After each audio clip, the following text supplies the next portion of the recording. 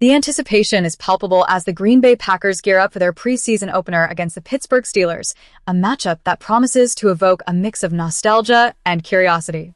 However, fans are left to ponder the status of two pivotal figures, Aaron Rodgers and Jordan Love. Will they grace the field, or will they sit this one out? As we dissect the implications of this game, I want to hear from you. Where are you watching from, and what's your take on the Packers' preseason plans?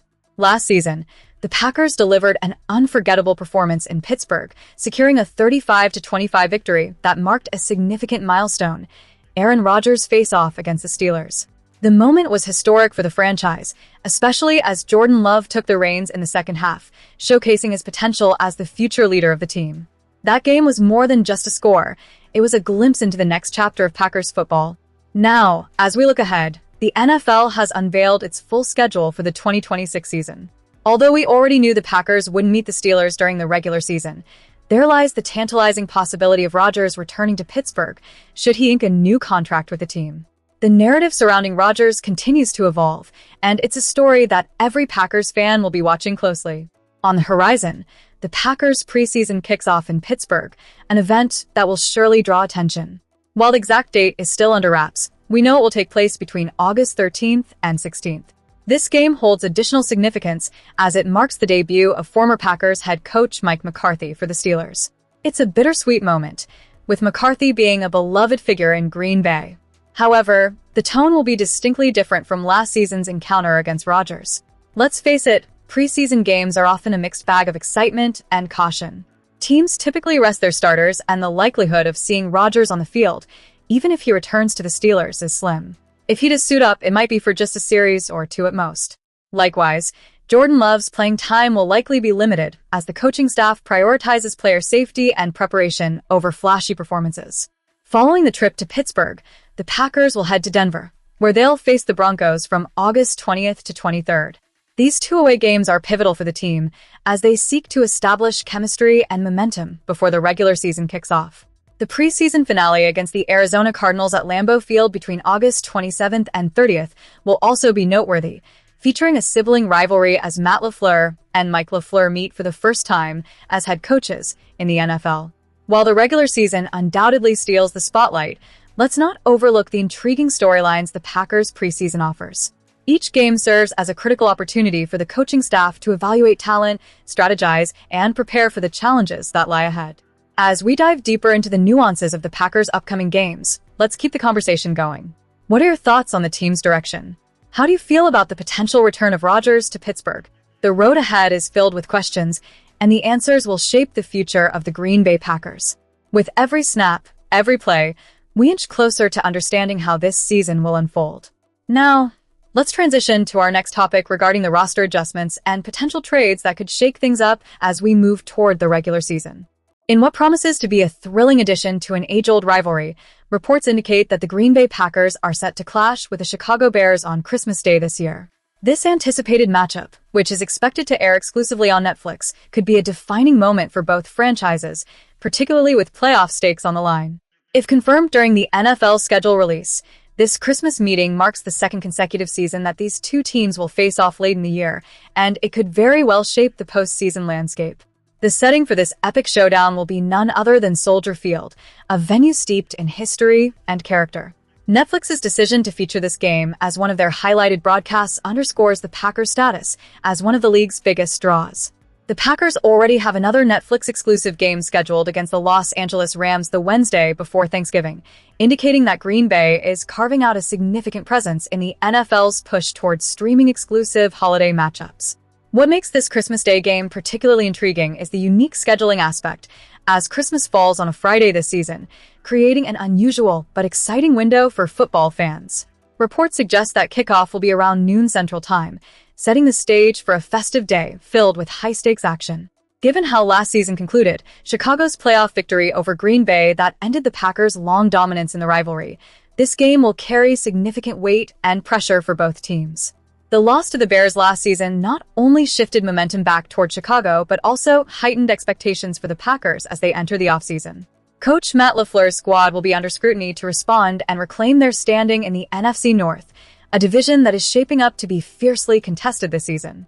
With the Lions and Vikings also aiming for playoff contention, this Christmas match could have serious implications for seeding or even the division title. The history of this rivalry is rich, with over 200 meetings dating back to 1921, making it the most played matchup in NFL history. For decades, the Packers have largely dominated the series thanks to legendary quarterbacks like Aaron Rodgers and Brett Favre. However, recent encounters have shown a shift in competitiveness as the Bears continue to rebuild and strengthen their roster. The league's decision to showcase this rivalry on a major regular season stage reflects the enduring appeal and significance of Packers-Bears matchups. As we brace ourselves for this potential Christmas classic, it's essential to recognize the national interest that still surrounds this rivalry after more than a century. The NFL clearly views the Packers-Bears matchup as a marquee product, and this Christmas Day game is set to be a focal point of the holiday sports calendar.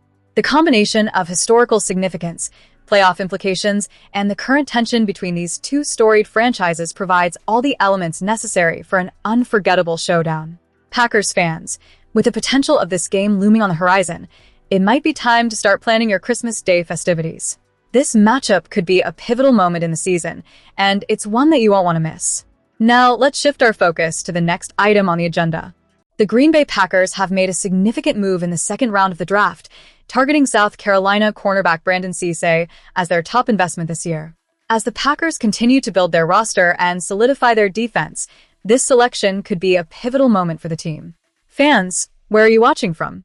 Share your thoughts in the comments below about this pick and what it means for the Packers going forward. Cisse, selected as the number 52 overall pick, has officially signed a 4-year rookie contract, marking the conclusion of the Packers' rookie transactions for the 2026 season. With Cisse now on board, the Packers have successfully signed the rest of their picks and their undrafted free agent class, signaling a clear commitment to enhancing their defensive backfield. The contract Cisse received is set to be nearly fully guaranteed, a reflection of the evolving landscape of rookie contracts. Just recently, the Atlanta Falcons made waves by fully guaranteeing the rookie contract of number 48 overall pick Avion Terrell, setting a new standard for second-round picks.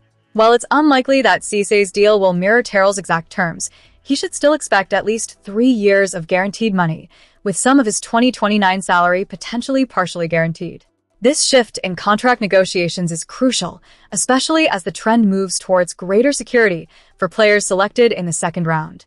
Looking at recent examples, the Indianapolis Colts provided linebacker C.J. Allen, chosen 53rd overall, with 3 fully guaranteed years on his contract. Allen's deal included a significant guarantee on his 2029 base salary, which underlines the growing trend of securing guaranteed money for second-round selections. As Cisse steps into his role, he will likely benefit from the shift, as players drafted beyond the 50th pick have increasingly started to see their deals fully guaranteed. On the field, Cisse has shown promise. Playing primarily on the boundary at South Carolina, he limited opponents to a mere 34.6% completion rate on his targets during the 2025 season. His journey took him from NC State to South Carolina, where despite finishing his college career with only 2 interceptions over 3 seasons, he garnered considerable pre-draft attention. His visits to teams like the Cowboys and Seahawks before landing in Green Bay illustrate the interest he generated among NFL teams. The Packers are no strangers to making bold moves in the secondary. With Cisse's arrival, they add another player to a roster that has seen its share of turnover in recent years, including the release of Nate Hobbs just 1 year into a 4-year, $48 million contract. The Packers' decisions to part ways with Jaire Alexander and allow Eric Stokes to leave in free agency showcase the need for fresh talent in the defensive backfield, a need that Cisse is expected to help fulfill. As for Cisse's future, he is already being viewed as a potential starter for the Packers as early as 2026. However, he will face competition from returning players like Keyshawn Nixon and Carrington Valentine. The Packers have also bolstered their cornerback depth by signing Benjamin St. Just to a 2-year, $10 million deal, alongside slot defender Javon Bullard. With Cisse being the 6th cornerback selected in the first or second round over the past decade, it's clear the Packers are committed to building a formidable secondary. As we wrap up our look at the Packers' draft activities, it's evident that Green Bay is taking strategic steps to reinforce its defense. The addition of Brandon Cisse could shape the future of the secondary, and fans will be watching closely to see how he integrates into the team. What are your thoughts on the Packers' decision to draft Cisse? Will he live up to the expectations set by the front office? Let us know where you're watching from and how you feel about this pick in the comments. Don't forget to subscribe for the latest updates on all things Packers as we continue to follow this exciting journey.